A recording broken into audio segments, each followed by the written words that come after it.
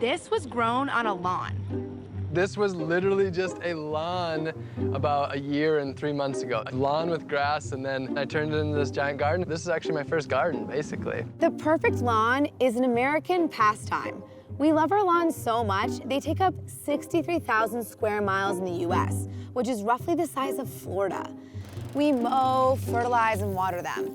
But what if instead of using those resources and that time and that money to make our lawns the perfect monoculture, we actually grew something, like food or habitat for animals? So I want to know, is there a better way to use our lawns? To find out, I visit Rob Greenfield, a community activist in Orlando, Florida, where he's teaching his neighbors how to convert their lawns into food gardens. And then I pay a visit to one of those neighbors to see how their garden is growing. I'm Lucy Biggers, and this is One Small Step.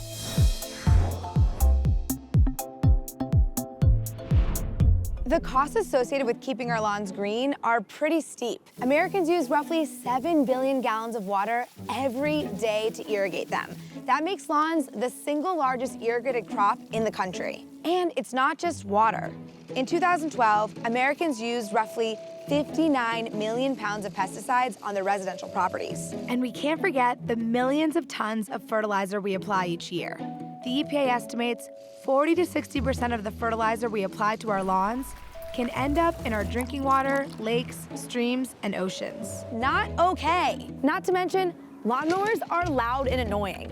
Who hasn't had a Saturday morning in the summer completely ruined by the sound of a lawnmower? With pesticides, fertilizers, and gas-guzzling gadgets, lawns just aren't sustainable.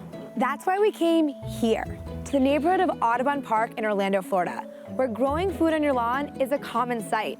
That's because in 2013, a couple successfully fought for their right to grow a front yard garden. And now they're thriving in this neighborhood. And more could soon be growing across the state. That's because the Florida State Senate just passed a bill that protects the right to grow front yard gardens. What was the effort that you had to take this from a traditional lawn to what we're seeing now? It wasn't very challenging. We're talking some cardboard, some mulch, which is just wood chips from a tree, and some soil brought in, some compost.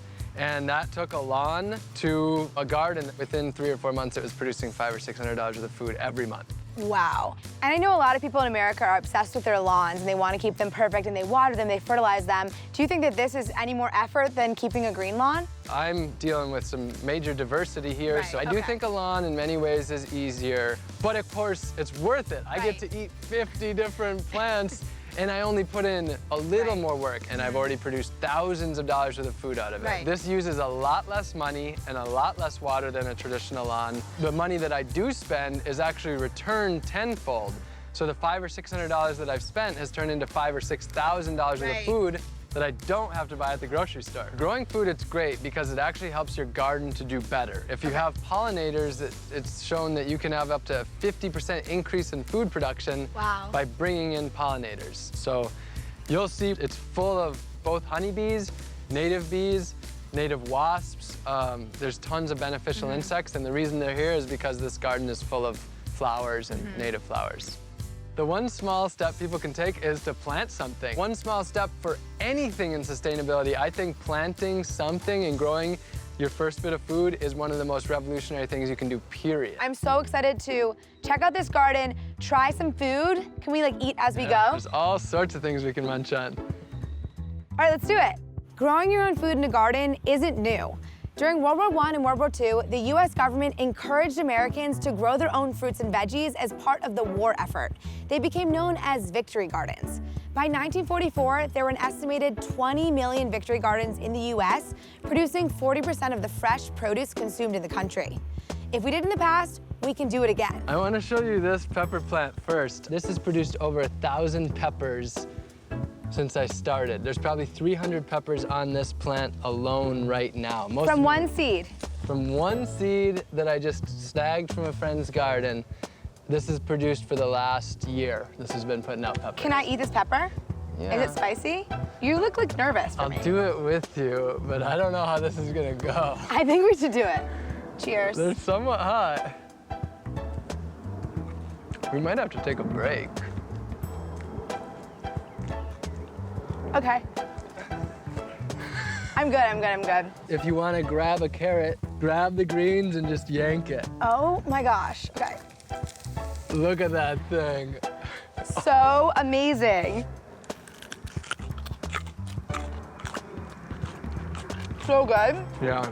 There's few greater things than pulling a root right out of the ground. I've never done that before. Yeah. This is celery. Oh my gosh. So what do I do? Just go in there and break a stalk off. Oh gosh. Oh, got it. Cheers. Cheers. It's more flavorful than the grocery store. Way more flavorful. It's like denser and sweeter. Yeah. I've never eaten healthier than I have in the last 30 minutes. Really? Growing your own food can help fight climate change by reducing your carbon footprint. With a garden in your yard, 0 gas has to be burned transporting the food to your plate. Rob's garden was so impressive, but also a little intimidating. That's why I'm so excited to check out the garden of Chloe Destine. She took one of Rob's free gardening classes last year, and now she's become a gardener in her own right. It's so beautiful. Thank you so much for having us. Thanks for coming. So when did you decide to start turning your lawn into a garden? I actually thought about having like this magnificent lawn, and then I thought, you know what? Why grow grass when I can grow food? The sod, the seed, the fertilizer. I've spent thousands of dollars on this lawn, and it still didn't look right. So I was like, ditch the lawn. Ditch the lawn. Ditch the lawn. We're gonna plant some food on here.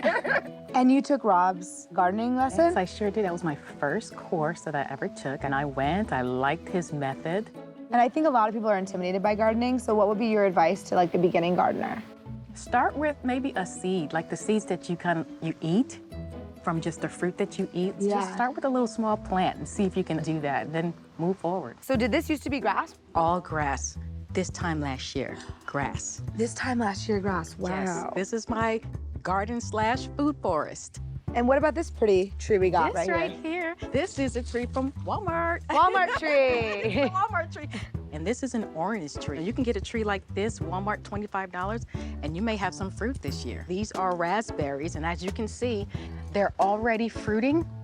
These are strawberries that I planted. These are my eggplants. Yeah, as you can see, I've got a little eggplant on here. Since you've been growing your food, has it changed your perspective in other aspects of your life? Yes, I think I've become more calmer. Really? Yes, more calmer. Whenever I'm stressed at work, I think, you know what, when I go home, I can go in my garden.